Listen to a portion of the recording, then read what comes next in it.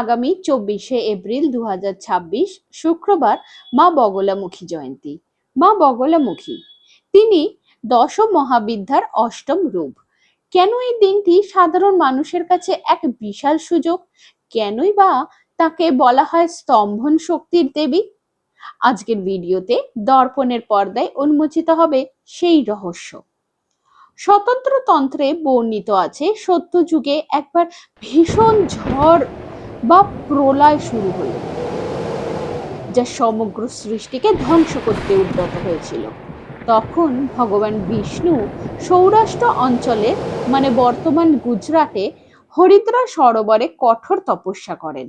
তার তপস্যায় তুষ্ট হয়ে সেই সরোবর থেকে মা বগলামুখী আবির্ভূত হন এবং দেবী স্তম্ভন শক্তির মাধ্যমে সেই প্রলয়ঙ্করী ঝড়কে স্তব্ধ করে দেন।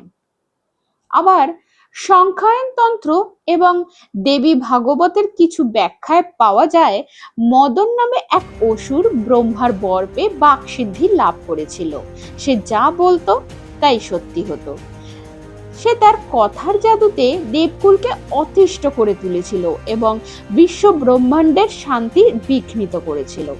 তখন দেবতারা মায়ের শরণাপন্ন হন।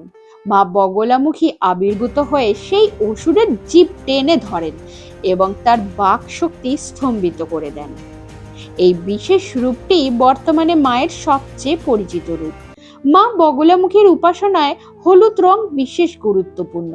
হলুদ বস্ত্র, হলুদ ফুল, এমনকি হলুদ প্রসাদ সবই তার অত্যন্ত প্রিয়, কারণ হলুদ রং শক্তি, স্থিরতা ও বিজয়ের প্রতীক। এই দিনে ভক্তরা মন্ত্র জপ করেন, ওম হ্রিং বগলামুখী সর্বদুষ্টানাং বাচম মুখম পদং স্তম্ভয় জিহ্বাং কিলয় কিলয় বুদ্ধিং বিনাশায় হ্রিং ওম স্বাহা। বিশ্বাস করা হয় এই মন্ত্র জীবনের বাধা দূর করে এবং আত্মবিশ্বাস বাড়ায়। তাই আজকের দিনে শুধু শত্রু নয়, নিজের ভয়, সন্দেহ আর নেতিবাচকতাকে থামিয়ে দিন, কারণ আসল জয় শুরু হয় নিজের ভেতর থেকেই। এই ধরনের আরো পৌরাণিক সত্য জানতে দর্পণের সাথেই থাকুন। জয় মা বগলামুখী।